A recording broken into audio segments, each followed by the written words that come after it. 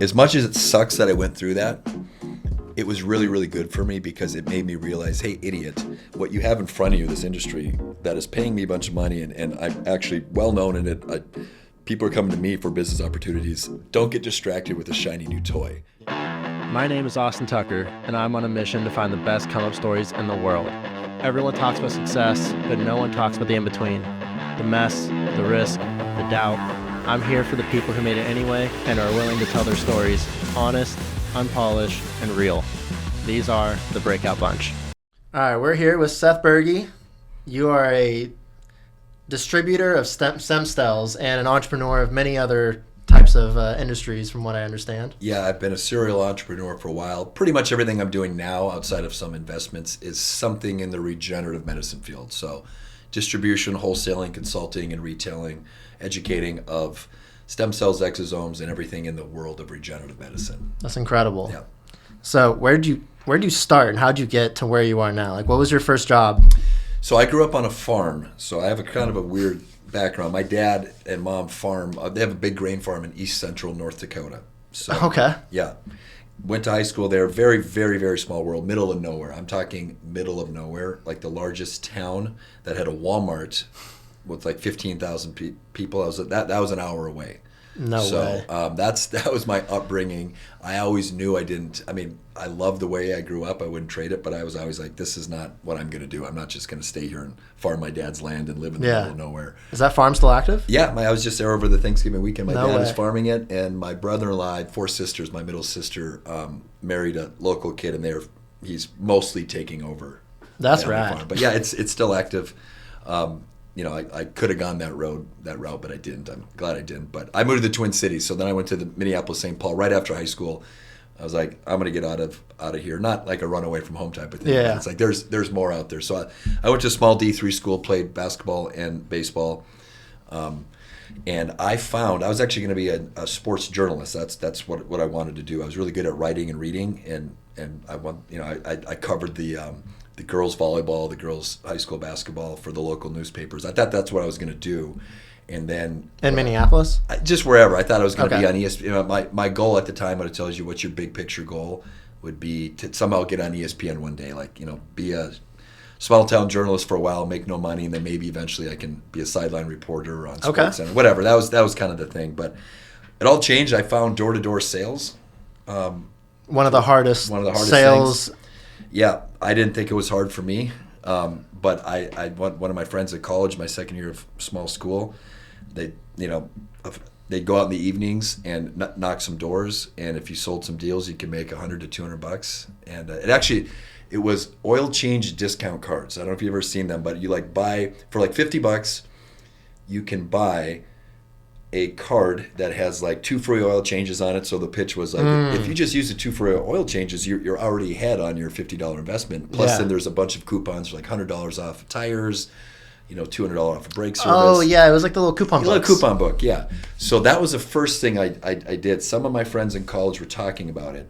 I had never actually been in sales, but I was always good at communicating. And I remember growing up in the small high school, whenever there was something that needed to be convinced, if we're trying to convince a teacher, hey, we should try to convince a teacher, let us do movie day or not to do homework, and I was like, Seth, you're good at convincing people. Yeah. I didn't even know at the time that that's what sales was, just because back home you're just a farmer or you worked in ag. But anyway, I was like, I think I could probably be good at convincing somebody that this is a good deal. I sold the first house that I knocked on. I remember, still to this day, I don't remember a lot about that long ago, but I do remember the very first house I knocked on, talked to some housewife, and within 12 minutes she got her checkbook and wrote a $50 check for that coupon card, and I made $25. And this is 2002, kids, so that was a lot more money then. But that was that was back when checks were real. Yeah, and that was back when people wrote checks. So I was like, I just made $25 in 15 minutes, and everything at that age, you're with your peers, you're comparing to an $8 an hour retail job. Yeah. Which sucks, and I always hated it. I was like, I don't ever want to do that shit. No.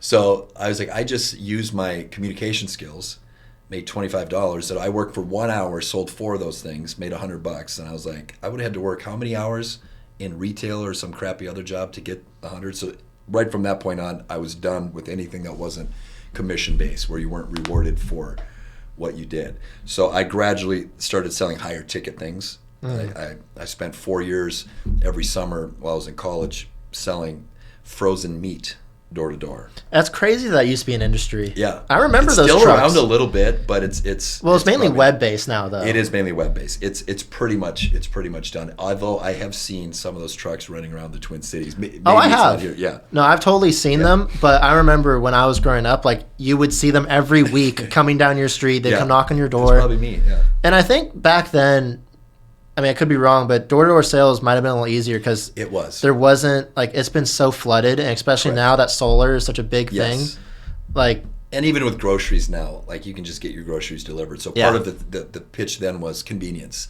You know, you'd tell a mom, like, you don't have to keep going to the grocery store and buying fresh meat every time you want to feed your family. We would sell, like, 6 boxes of steak. So it'd be like, 150 pieces of meat. So this is going to last your family months. You don't have to go to the grocery store. Now every grocery store is delivering. well, also, I feel like we're less social as a society now. Like, I've talked about it with my friends. Like, you used to be able to just go to a park and you'd meet someone. But now everyone, like, I lived in Boston for 2 years, for example, and I was like, I'm going to go make a friend. I'm going to walk around the city. Yeah. Everyone's got their AirPods in. Yeah. If you try to talk to them, they don't want to talk to you. Yeah.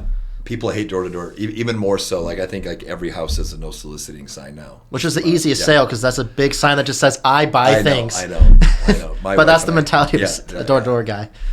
So yeah, I did that, and I got really good. I got really good at door-to-door sales. Yeah. But I knew it wasn't for me long term because I was like, I'm really good at sales. And I was up to making like $800 a day doing door-to-door. I'd make like 35 grand a summer. And then I graduated from college, and I was like, I'm going to get a real sales job. But I was very, very picky. I didn't just take some, base plus a little bit of commission. I was like, I'm going to find a commission-only job that can easily make me 150 grand a year. Again, that was a fair amount of money back in 04, 05, 06, especially for a recent college grad. And I ended up answering an ad in the Minneapolis Star-Tribune, which is going to age me because that was still a paper, not the online version, the actual classified the thing that came section. to your door. Yeah. And it said something about dinner seminar, or it said something about direct sales 3 days a week, $150,000 commission. So I called it, and it was a small home improvement company that specialized in these dinner seminars I was telling you about off camera, where you do you blast a town with direct mail, and these direct mail companies can buy lists of demographics. So our demographic to come to a free dinner for what we were selling, which was like whole home improvement energy efficiency, is like 55 to 80. So they'll mail like 4,000 or 5,000 of those pieces to the surrounding area. We pick a restaurant that has a private room. We do our 90-minute sales pitch. So instead of knocking on every door and starting over with a new hook, I was really drawn to this because this is so much easier than door to door. I get to do one pitch in front of 20 potential buyers instead of knocking on the door and doing it over and over again. So I took a chance, did that job, and I've been in the dinner seminar direct sales business now. That was in 2006. It's almost 2026, almost 20 years. Is that like an older, outdated kind of form of marketing these days, and you're just still hammering it? Because I mean, like, for example, you said direct mail. I do a lot of direct mail, which most people would think mail's dead. It's not. It's not dead. But I don't really think I've ever even heard of a dinner seminar. So yeah, it's not. It's still incredibly lucrative. The financial services industry is very, very heavy still in free dinners. So financial advisors get a ton of their clients from these free dinners still. They sell annuities, life insurance, and they manage money. It is dead for people my age probably. So the way to do a dinner seminar, a successful dinner seminar business has to be, most likely your target audience has to probably be in the 55 to 80-year-old range. Gotcha. Because it's not that old people buy anything. It's actually not. That sounds bad. It's that if you're, like, I'm 42. I'm not going to go to a free dinner on a Monday or Tuesday night. I don't care what restaurant it is. Mike, I've got 2 kids in school. They're running around practices. I'm running businesses. I'm not in a season of life where it's worth it to take 2-3 hours on a Monday or save Tuesday $35. Yeah, so I just don't do it.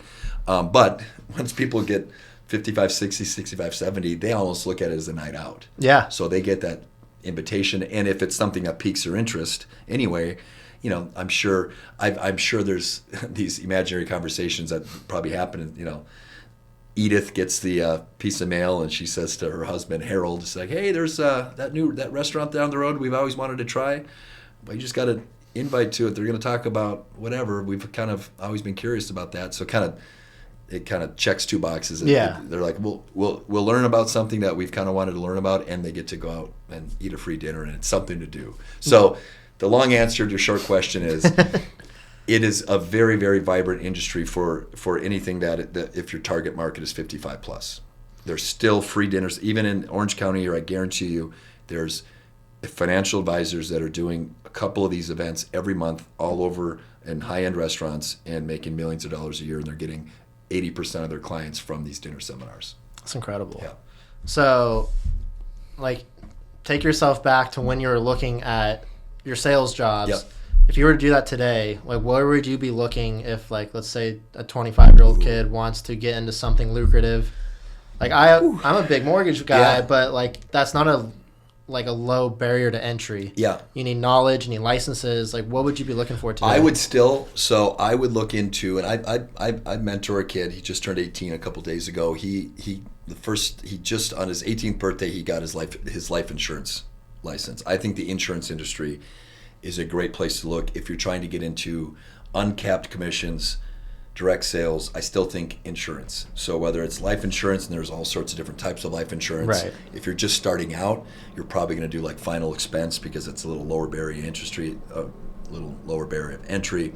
So I think the insurance industry is huge. Start doing that. A lot of times some of these products that you sell will have renewals, so you can kind of start not only getting commission right away, but you can kind of build a customer base, so there is some long-term value there. And then as you get a little bit more seasoned or older, life insurance and annuities are, those are sometimes multi-million-dollar transactions, and there's some real commissions there. So right off the top of my head, the insurance industry for somebody that you don't need college for that. Right. So that's one. Solar can be good, and there's ways to sell solar that's not just door to door. But I would look at this. Generally speaking, you want to get paid for what you're worth. So I would look at an industry and say, what's the top guy making? What are the top guys making? Understanding you're not going to get there right away, but you want to know that there's something to shoot for, right? So I don't want anything with capped commissions. There's the insurance industry, solar, and of course there's a whole world out there of online stuff now that I kind of feel like a dinosaur on because there's something new coming out. But that's off the top of my head, I still think the insurance industry is something that if somebody just wants to start making money right away, learn sales, that's a good one.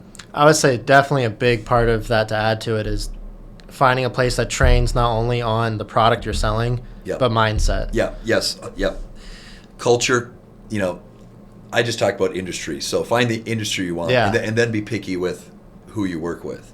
So I think having a sales lead or somebody, leadership and treating you more than just somebody that's going to make them some money, that they can make some points off of. So there's, which is fine as long as they're investing in you to make you a better person. They're going to make money, of course, but you want them to be invested in you getting better. So I would also look at, what's the career opportunity here? If I become one of the top salespeople, what could that lead to? Yeah. Manager, management or, regional, whatever. And there's also, not telling all you young guys out there to just leave your companies, but you should look at every company, every opportunity as learning the industry. And if you think you can do it, if you've mastered it and there's no place to grow within your own company, that's when it's time to go on your own. Yeah. So, but you got to, you can't just, I've seen a lot of people in my time. I've so many different sales organizations. I still have sales guys that started with me 16 years ago that are with me. But I've had a lot of guys that taste a little bit of success. They think, I can do this. I can do it, and then they're still bumping. I still see them jumping from one organization to the next. So there's obviously there's some nuance in just leaving, but you should look at it as what's the end game. Yeah. Not just how much money can I make right now, but where's it? What could this lead to? Either management, there's.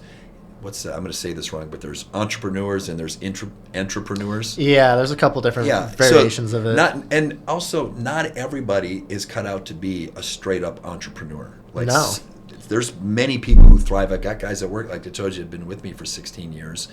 They're not just low level employees either, but they're really good entrepreneurs. They have a lot of responsibility. They kind of run You're like running a business within your business. My business. So that for some people, getting in a good spot where you can do that, but you might not be comfortable to have all the everything right on you, but you want to have some responsibility. Yeah. I would make sure you have that option too. Also, sometimes it just doesn't make sense. Like, I can go start a mortgage company, but the split here is so in my favor that Yes. I don't have to go hire an HR person and a 100%. compliance person. If I had to do all that, I'd yes. probably make less money. 100%. So it's all industry to Quality of industry and life. everything. But Yeah, you also have to consider quality of life. Yeah. I mean, I have a good quality of life, but there's some times where it's like my sales reps or employees, like, you guys don't want the problems that I have. Yeah. You want you want some of the nice things. I get that, but I don't think it comes with bigger headaches. Yeah.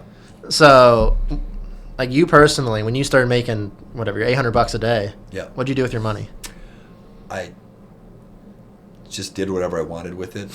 The best part about money, regardless if it's $800 a day or 80 grand, when I started realizing that I was good at making money, I stopped worrying about money. Meaning, I didn't make decisions like whether I was going to go meet my friends for dinner. I didn't make it the decision based on, well, do I want to spend $50 to go out and eat? It's just like, I work hard. I know how to make money. If I want to do it, I'm going to do it. Yeah. And that obviously, that going out to dinner is one thing, buying a Lamborghini Urus is another, but it's still kind of the same idea. Right. It's all scale based off of income. Yeah. That's the best part about going out, being able to work harder, make more money is, it does buy you some freedom. I have a lot of stress, but I don't have stress about, is my mortgage going to be paid? Is my car paid? Yeah. It's so that's, I enjoyed my life a lot more once I started making money. Yeah. Would you recommend the same kind of lifestyle to someone in their early 20s? I'm not saying I lived it up. I grew up with nothing. Mm-hmm. We had my parents. I'm not saying they were, like, looking back, I don't think my parents were actually poor. Yeah. Like, they just didn't. They thought it was wasteful to buy new sneakers all the time. Yeah. You don't have to have all the newest stuff. But I grew up with, like, here's $100, buy yourself, for school clothes going into next year. Figure it out. Not every time you want something, here's something new. So for me, just having extra money, just being able to, like, if I want to go shopping on a Wednesday afternoon at Nordstrom Rack, I can do it. So that was, I think some of it has to do with the way you grew up. But I think your question was important. Is what would you tell somebody that's younger, that's starting to make money? Because that lifestyle inflation, it happens fast. It does. And you feel like you can buy anything and you can just make another dollar tomorrow. There's so much, Looking back, if I went back 5 years ago, I wish I put at least a little bit of something into stocks or something, because it'd be worth a lot, especially at a 20-year-old age. It grows immensely. So without a doubt, you should be smart with your money. When I talk about splurging, I'm not saying a 24-year-old should go buy a Lamborghini. I'm saying a 24-year-old should maybe not drive a Honda Civic if they don't want to. If having a cool car is important to you, buy the coolest car that you can buy that is not going to hurt you financially. Yeah. That's kind of what I always did too. So when I say I spent money, I didn't go crazy. I went from driving a 2001 Chevy Cavalier that my dad got me my senior year in high school. That was $4,000 because it was a flood damaged title. To once I started realizing I can make a couple grand a week in sales, I bought a brand new Honda Civic, and then I got a little bit better. Then I bought a 4-year-old used awesome Infiniti at the time. So obviously there's nicer cars to buy than Infiniti, but at 25, that was a pretty freaking sweet car. Yeah. So it's all relative. So I think everything in life, this is my biggest things, is in moderation. So don't go out and spend $1,200 on sneakers if you're making $200,000 a year, but also don't be so focused on saving that you forget that you don't live. Yeah. Because that's what we're doing it for. We're making money to enjoy life. So that's I'm glad you said it the way. So it all depends on your what you've got to figure out how much can you enjoy life without actually long term hurting you. Yeah. So that depends on your taste. It might even depend on where you live, your living situation, whether you're married or single, whether you have kids or not. Again, because if you don't have kids, you don't have a girlfriend or, significant other and kids, then you're going to be able to spend your money your frivolous money differently than somebody who isn't. So there is a learning lesson into that first time you feel like you spent all your money, though. Yeah. There is something to be said. I just talked to somebody, I say this all the time with entrepreneurs. I bought this car we were talking about. I'm not saying it's a smart purchase to have a $200,000 Lamborghini that I don't need. Mm-hmm. But what it does, if you're an entrepreneur or if you're somebody that's in high commissions, the harder you work, the more you're rewarded. Sometimes we just spend money because it's like, all right, time to get back to work. Yeah. This hustle that I'm doing, this other business, it better fucking work because I just spent a lot of money on a vacation I just upgraded my house, my apartment. I bought my girl a $5,000 bag or whatever it is. I think it can be used healthy if you can use that your love for luxury, if you can keep it in moderation and use it as a motivating tool. Yeah. It's what I mean. I'm just not a big extremist on either way. I don't like I certainly don't like the Dave Ramsey approach. No, don't spend any money. And I also don't like it when the influencer's like, you need to be broke for throughout your 20s and put your head down. It's like that's or like cripple yourself to the point you have to work harder to get yourself. It doesn't make sense. Yeah, no. So I think there's always nuance and everything's in the gray. But when done right, frivolous spending, as long as it's within reason, can motivate you if you're in a business or a position where if you work harder you can make more money. Yeah. And it can be used as like I don't want to say like a gift, but like it's a milestone. You hit something. Yes, it's congratulate like yourself because the next time, the next bigger milestone you hit, 100%. You already know you have something else coming. Yeah, for it's yourself. like but if you want to improve your living situation, whether it's a nicer condo, apartment, or a better house, set a goal like, all right, I can't buy this upgraded house until my business does X or until my income, until I hit $400,000 a year or whatever. So I buy my next investment property, just something. Exactly. Yes. Yep. And again, if you're out there and you don't care about any of this stuff, then just put it all in crypto. No, I'm kidding. Watch it all go to zero. Yeah. Invest it however you want, but don't beat yourself up. If you want nice things, if that's how you reward yourself, I'll tell anybody, within reason, go for it because it can be a good motivator. Yeah, and we only have so much time to enjoy these things anyways. So I think, too, we could get all philosophical, but, you could get sick and die, or you could, so you got to enjoy stuff. Take the trip, take the vacation, and have fun. Grind harder. So after your sales job, you started figuring out all your stuff. Where'd you go from there? Yeah, so I did that first dinner seminar company with the energy conservation. We basically sold aluminum foil blanket on top of existing insulation. It would keep the heat away in the summer and keep the heat in. So this was in like 2006, 7, 8 when energy prices were really, really high. So there's a whole lot of worry about keeping your gas bill low. And that's such an East Coast thing. Yeah. Like I still see people do that. Oh yeah, it is still there. In their attic space, they have like that box that just keeps everything in. Yeah. So that's what I did. I did it for a company, a small company. I was really good right away. I was young, I was good, and then I started hiring people, like managing them. I was getting overrides. Yeah. And I kept negotiating more and more split for the commission. It didn't really make sense to leave. I was making $500,000 a year in 2008 and 2009 at like 25 years old. Damn. Which was just crazy at the time. And I was all on commissions and overrides. But I did that until my late 20s. And then the organization I was with started getting pulled apart and a lot of bullshit going on. So that was the time for me to go on my own. So after about 7-8 years of being the top rep and building a team underneath that group, they were kind of starting to splinter, and I was like, all right, this is the time for me to actually just do this on my own. I've mastered the industry. I know where to get product. I know how the marketing works. I brought a bunch of sales guys with me. So I was about 29. That's what I just said, fully solo entrepreneurship.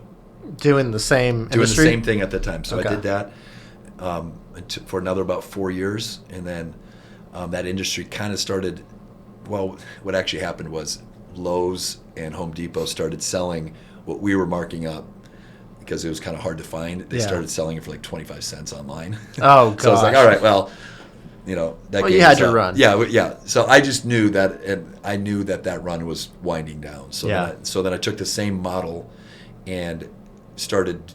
I did 2 years in the walk-in bathtub industry.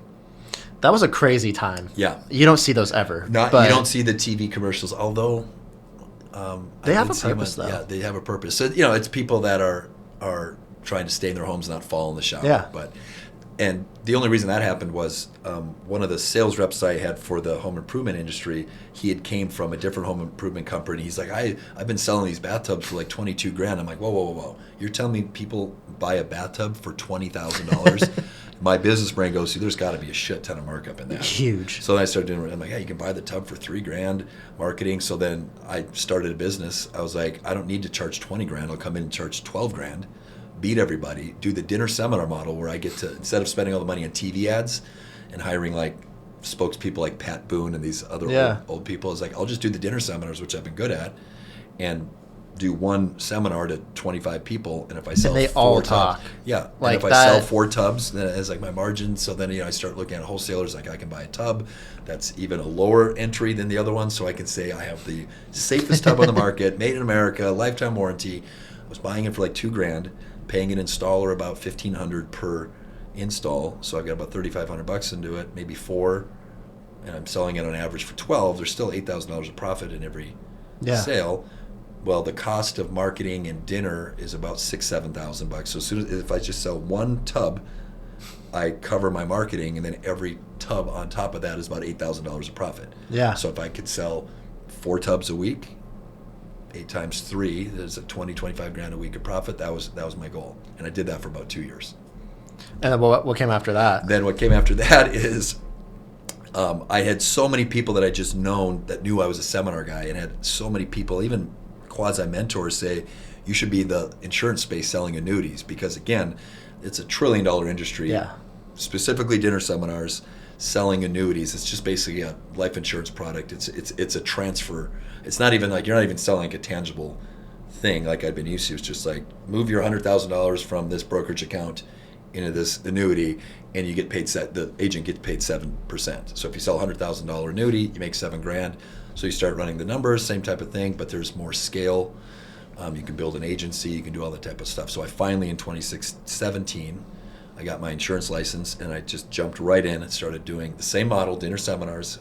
Obviously, it's some learning curve. I didn't know what the hell I was talking about, but and I did that for 4 years. And I was good at it. I was good at it. So bouncing between all these industries, like I feel like that has to be like a hard mental space every time something kind of like, I don't want to say tanks, but like it's not worth it anymore. I got to find something new. Yeah. So luckily for me, and I've got a lot of things I've done stupid, but the people that have known me forever, like, one thing I'll say about Seth is he knows when to exit. I've never had to leave something because I went bankrupt. It's always been like I could see the writing on the wall, and I got out quickly, or I saw something better.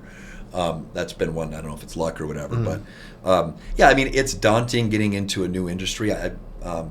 But I'm just so used to it. It's just like you just have to get new product knowledge, because the thing I've been consistent on with all these different things is how to market them. Right. So at least I knew where to buy the list, which marketing company to go to, the direct mail, the restaurants. I knew all that. I just had to know. I just needed a new pitch. Yeah. So the hardest part was always like putting the PowerPoint together. I hate that shit. I wish somebody would just do it for me. But you got to figure out what's the story you're telling. So every different industry, every product, you got to tell a different story. Yeah. That's the only challenge is, starting from scratch to tell the story. Did you have any that actually failed? We're talking a lot about the success stories. I'm assuming you can't hit a home run every time. No. I have done so many failures. Not necessarily in the seminar business. Everything I've done in the seminar business has worked. I've made a bunch of investing failures. I did do this is relatively recently, there was an AI trading bot from some guys. I hope I don't get in trouble saying this, but it was like a $35,000 AI trading bot, and they sold me and a partner, like, we want you guys, we're gonna pay you all this money to come in and start a dinner seminar program selling it. And I put about 3-4 months of hard work into it. This is a couple years ago when I was making a ton of money doing stem cells. I thought it was a good enough opportunity to divert some of my attention, and it did not end well. The product didn't really work the way.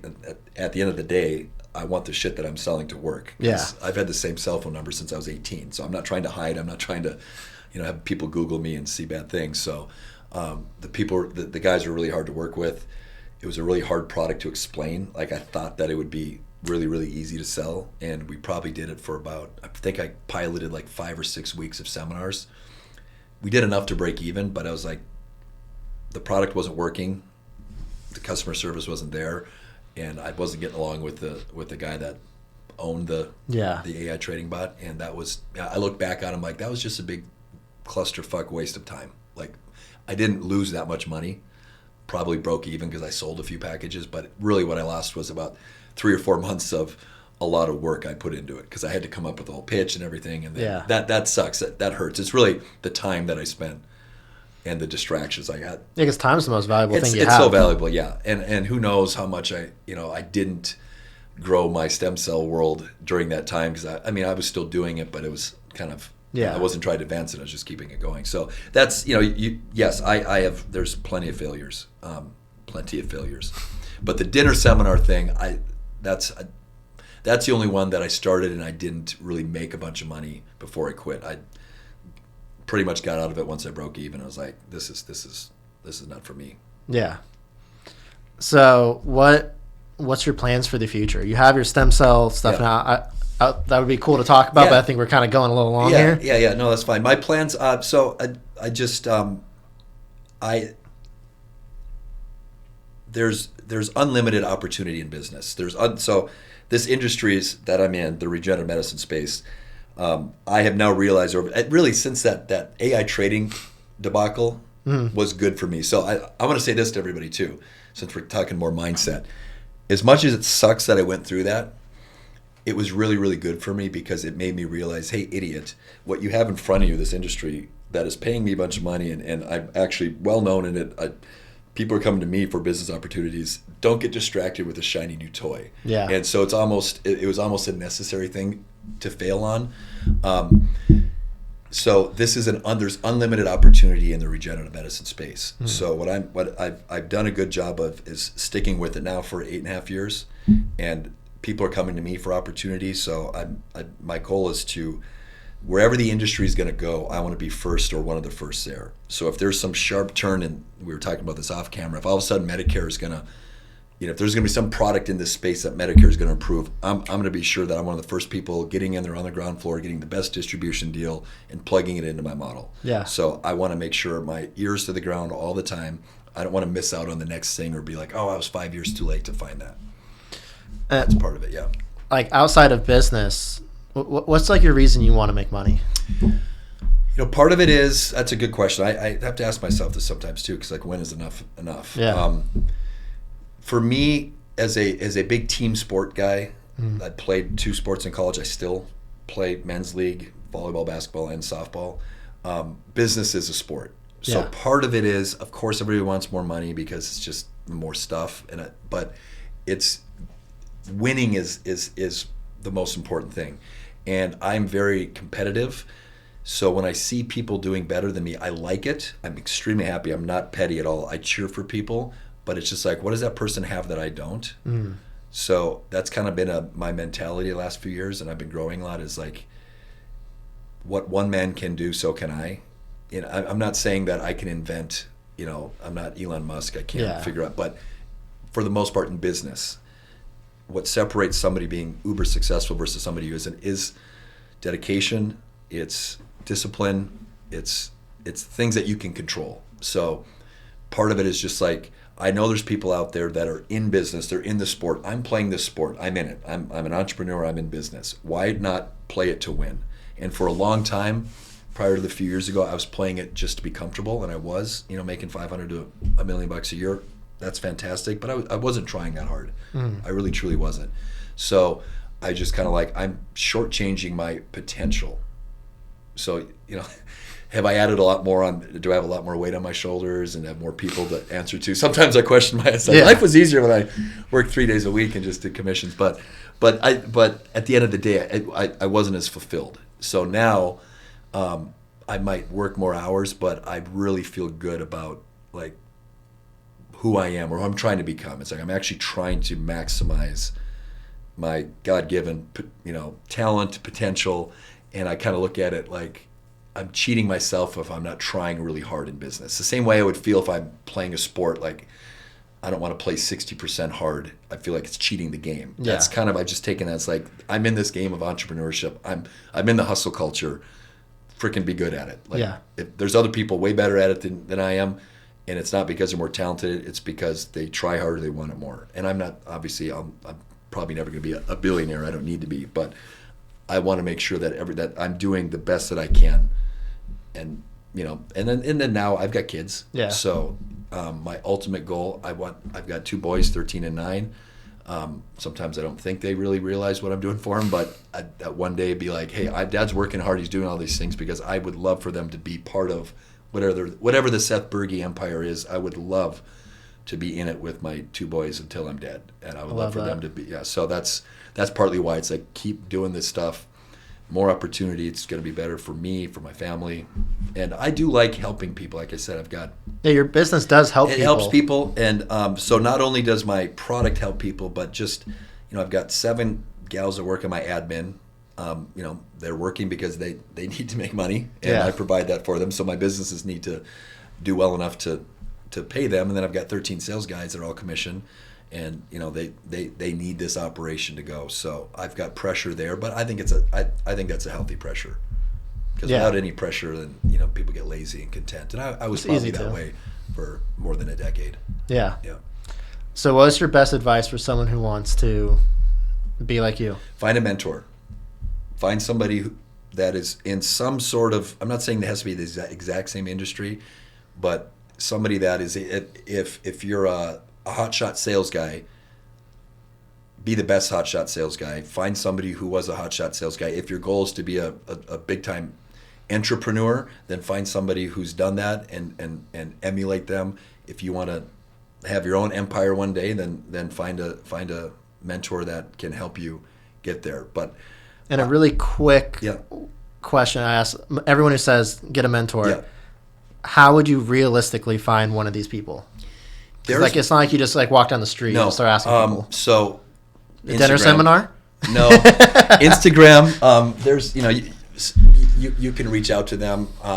I'll tell you, this kid that I'm mentoring, I went to Best Buy about a year ago in between one of my kids' games, and I was looking for a camera for my studio that I built. And this kid's 17, and he was the camera guy. And I started asking him questions about camera, and he asked me what it was for. I said, podcast. He's like, what do you do? He's just really, really curious. Yeah. And he got my number, and he's just like, I want to be in business one day. I'm going to be a senior in high school. I think college is bullshit.